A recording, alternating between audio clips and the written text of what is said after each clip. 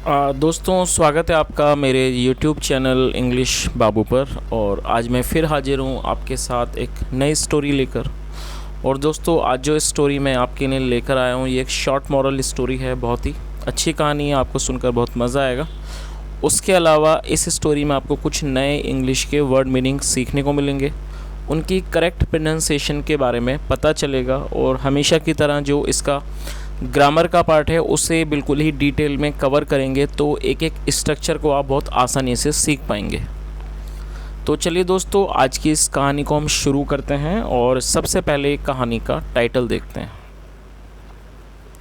कहानी का टाइटल है पपक्स कन्फ्यूजन्स। दोस्तों, ये पपक किसी का नाम है और यहाँ एपेस्ट्रॉफी एस का प्रयोग किया गया है, जिसका मतलब होता है का के की। जब हम किसी के साथ को जोड़ना चाहते हैं तो एपेस्ट्रॉफी एस का प्रयोग वहाँ किया जाता है। और कन्फ्यूजन का मतलब होता है भ्रम, और ये प्लूरल नाउन है कन्फ्यूजन्स। पपक्स कन्फ्यूजन्स मतलब कि पपक के भ्रम। तो दोस्तों, ये आज की इस कहानी का टाइटल है, शीर्षक है। और अब मैं इसे पढ़ना शुरू करता हूँ। आपसे रिक्वेस्ट है आप इस कहानी को बिल्कुल ध्यान से सुने। यदि आपको कोई नया वर्ड या फिर ग्रामर का नया स्ट्रक्चर देखने को मिले तो आप उसको नोट भी ज़रूर करें। तो चलिए इसको शुरू करते हैं। Once a boy named Papak studied in a gurukul. क्या मतलब हुआ दोस्तों? ये जो हमारा वाक्य है ये पास्ट इंडेफिनिट का अफर्मेटिव वाक्य है।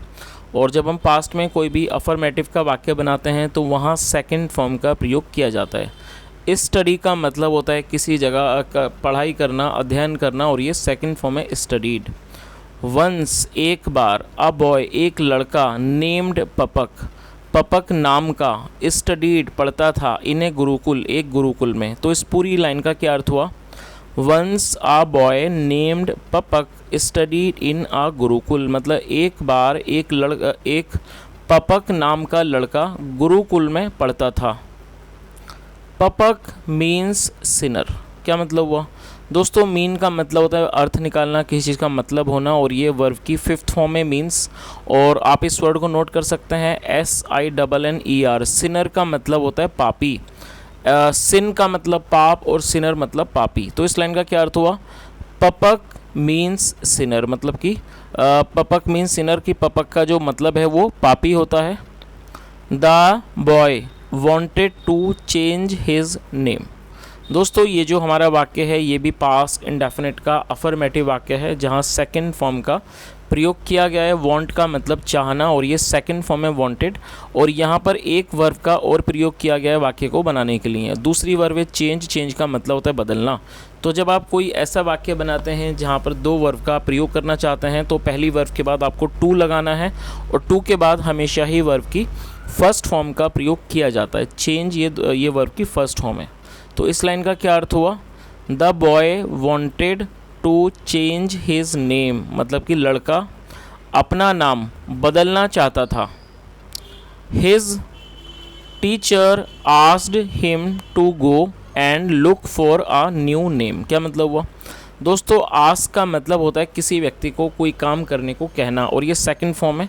हिज टीचर मतलब उसके टीचर ने, उसके शिक्षक ने, आस्क्ड हिम उससे कहा, टू गो जाने को, एंड लुक फॉर और ढूंढने के लिए, अ न्यू नेम और एक नया नाम। तो इस पूरी लाइन का क्या अर्थ हुआ?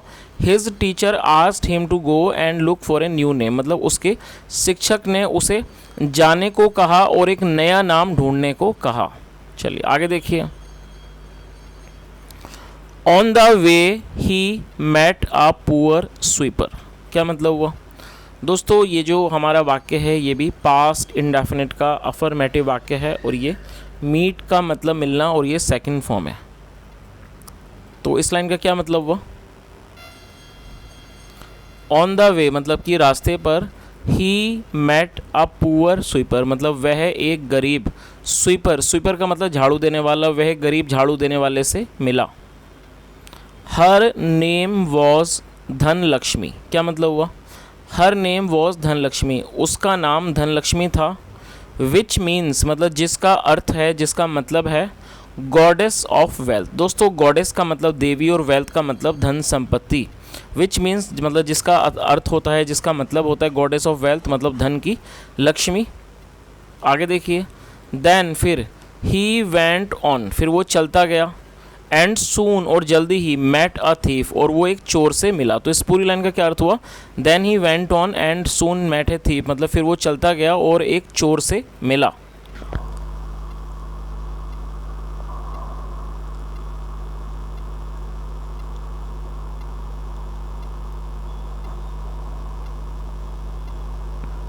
And soon met a thief, वो जल्दी ही एक चोर से मिला। हिज नेम वॉज धर्मदास, उसका नाम धर्मदास था। दैट इज़ मतलब जो होता है, वन ऐसा व्यक्ति, हु डज गुड डीड्स, जो अच्छे कार्य करता है। चलिए आगे देखिए। Dharmdas further down the road he met an illiterate boy, क्या मतलब हुआ दोस्तों? इलिटरेट एडजेक्टिव है। इलिटरेट का मतलब होता है अनपढ़ या फिर अशिक्षित को इलिटरेट कहा जाता है, और ये एक एडजेक्टिव है। तो क्या मतलब हुआ? फर्दर आगे चलने पर, डाउन मतलब आगे जाने पर, द रोड मतलब रोड के आगे जाने पर, सड़क पर आगे जाने पर, he met an illiterate boy, वह एक अनपढ़ लड़के से मिला। हुज नेम, हुज मतलब जिसका, हुज नेम वॉज विद्यादास, जिसका नाम विद्यादास था। विच मीन्स मतलब जिसका मतलब है, जिसका अर्थ होता है डिसिपल ऑफ नॉलेज। दोस्तों डिसिपल का मतलब होता है शिष्य, तो जिसका मतलब क्या होता है? डिसिपल ऑफ नॉलेज मतलब कि ज्ञान का शिष्य। Papak walked on and reached a village, क्या मतलब हुआ? वॉक ऑन का मतलब होता है चलते रहना, जो पपक था वो चलता रहा। Walked on and reached a village, और वो एक गाँव में पहुँचा। आगे देखिए। He passed by a cremation ground, क्या मतलब हुआ दोस्तों? पास बाय का मतलब होता है किसी जगह से होकर गुजरना, और ये पास बाय की सेकंड फॉर्म है। ये भी पास्ट इंडेफिनिट का अफर्मेटिव वाक्य है, और आप इस वर्ड को नोट कर सकते हैं। क्रीमेशन ग्राउंड का मतलब होता है शमशान घाट, ऐसी जगह जहाँ पर अंतिम संस्कार किया जाता है। शवदाह भी कह सकते हैं इसको, और इसको शमशान घाट भी कहा जाता है, क्रीमेशन ग्राउंड। तो क्या मतलब हुआ? He passed by a cremation ground, मतलब वह एक शमशान घाट के पास से होकर गुजरा। सम पीपल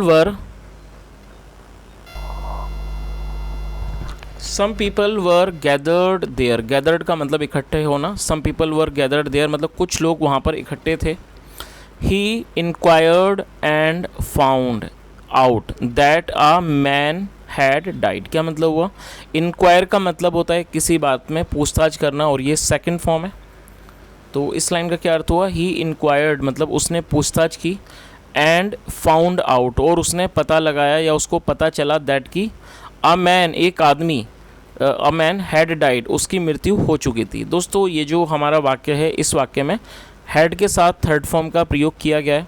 तो आपको ये चीज़ याद रखनी है कि जब आप कोई भी ऐसा वाक्य देखते हैं जहाँ पर हैड के साथ वर्ब की थर्ड फॉर्म का प्रयोग किया जाता है, तो इस तरह का जो वाक्य है वो पास्ट परफेक्ट का वाक्य कहलाता है। तो जो इस तरह के वाक्य हैं उसमें चुका था, लिया था, किया था, आप ज़रूर देखेंगे एंड में, जिसका मतलब होता है पास्ट में कोई क्रिया पूरी हो चुकी थी जहाँ पर हैड के साथ थर्ड फॉर्म का प्रयोग किया जाता है। तो इस पूरी लाइन का क्या मतलब? वो डाई का मतलब मरना, और ये थर्ड फॉर्म है। He inquired and found out that a man had died, मतलब उसने पूछताछ की और उसे पता चला कि a man had died out की एक आदमी है, जो एक that a man had died की एक आदमी की मृत्यु हो चुकी थी। हिज नेम वॉज अमर, और उसका नाम his name was Amar Singh, और उसका नाम अमर सिंह था। विच मीन्ट मतलब जिसका मतलब था इमोर्टल, और दोस्तों आप इस वर्ड को नोट कर सकते हैं। इमोर्टल एक एडजेक्टिव है जिसका मतलब होता है जिसका कभी भी नाश नहीं होता, जो कभी खत्म नहीं होता, जिसे अमर भी कहा जाता है। तो इस लाइन का क्या अर्थ हुआ? His name was Amar Singh, उसका नाम अमर सिंह था। विच मेंट इमोर्टल मतलब जिसका अर्थ है कभी भी खत्म ना होने वाला, अनश्वर।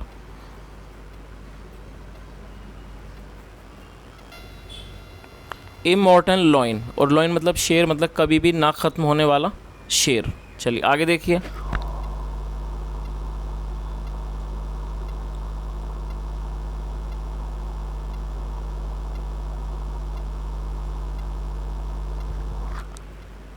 पपक थॉट, और ये थिंक की सेकंड फॉर्म है। थिंक मतलब सोचना। पपक थॉट पपक ने सोचा। ओ ही डाइड मतलब कि इसकी मृत्यु हो गई।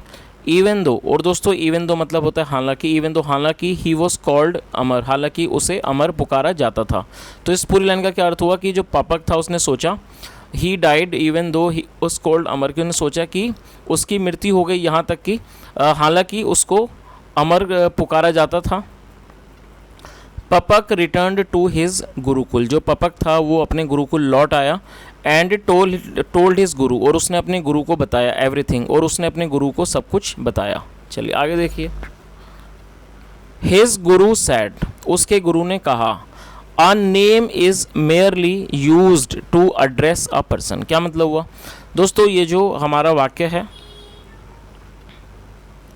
ये प्रेजेंट इंडेफिनिट का ये प्रेजेंट डेफिनेट का पैसिव वॉइस के अंदर वाक्य है, जहाँ पर इज़ के साथ थर्ड फॉर्म का प्रयोग किया जाता है। तो ये हमारा प्रेजेंट इंडेफिनिट का पैसिव वॉइस का वाक्य है। तो उन्होंने क्या कहा, और मेयरली का मतलब होता है नाम मात्र या फिर केवल। तो इस लाइन का क्या अर्थ हुआ, हिज गुरु सेड, उसके गुरु ने कहा, a name is merely used to address a person, और एड्रेस का मतलब था संबोधित करना। उन्होंने क्या कहा कि जो एक नाम है उसका इस्तेमाल केवल किसी व्यक्ति को पुकारे जाने के लिए या उसको संबोधित करने के लिए किया जाता है। मतलब किसी भी व्यक्ति का जो नाम होता है वो सिर्फ इसी काम आता है कि उसको पुकारा जाए या उसको संबोधित किया जाए।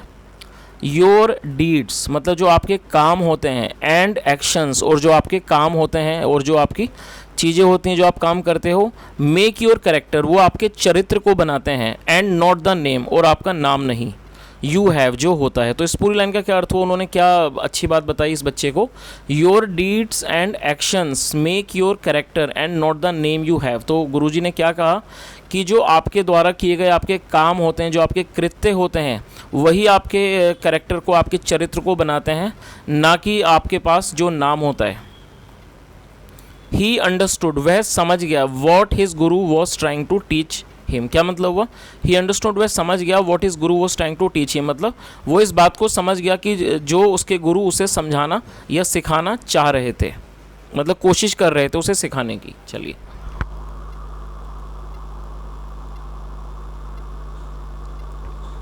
चलिए दोस्तों, अब इस कहानी का जो मॉरल है वो भी एक बार देख लेते हैं। इस कहानी का मॉरल क्या है, इट्स वॉट यू डू मतलब वो होता है जो आप करते हो, your deeds and your actions मतलब जो आपके काम होते हैं और जो आपके कृत्य होते हैं, दैट काउंट जिनकी गिनती होती है। चलिए तो दोस्तों, आज की एक बहुत छोटी सी कहानी थी, बहुत ही अच्छे मॉरल के साथ। जैसा हमने देखा इसके अंदर जो पपक नाम का बच्चा था जिसे अपना नाम पसंद नहीं था, और जब वो बाहर गया तब उसे इस बात का रियलाइजेशन हुआ, उसे इस बात के बारे में बोध हुआ कि नाम जो है वो सिर्फ केवल किसी व्यक्ति को बुलाने के लिए या संबोधित करने के लिए प्रयोग होता है। असल में जो हम काम करते हैं, जिस तरह का हम जीवन जीते हैं, जो भी हमारे द्वारा किए गए काम होते हैं, उसी से हमारा कैरेक्टर बनता है, चरित्र बनता है, और उसी से हमारी पहचान होती है, ना कि हमारे नाम से। तो दोस्तों, ये आज की एक छोटी सी कहानी थी, और यदि आपको कहानी अच्छी लगी हो, मेरा पढ़ाने का प्रयास अच्छा लगा हो, तो आपसे रिक्वेस्ट है वीडियो को आप ज़रूर लाइक करें, शेयर करें, चैनल को सब्सक्राइब करें, और कोई सुझाव हो तो आप ज़रूर कमेंट के माध्यम से बताएं। सुनने के लिए thank you so much, have a nice day and bye.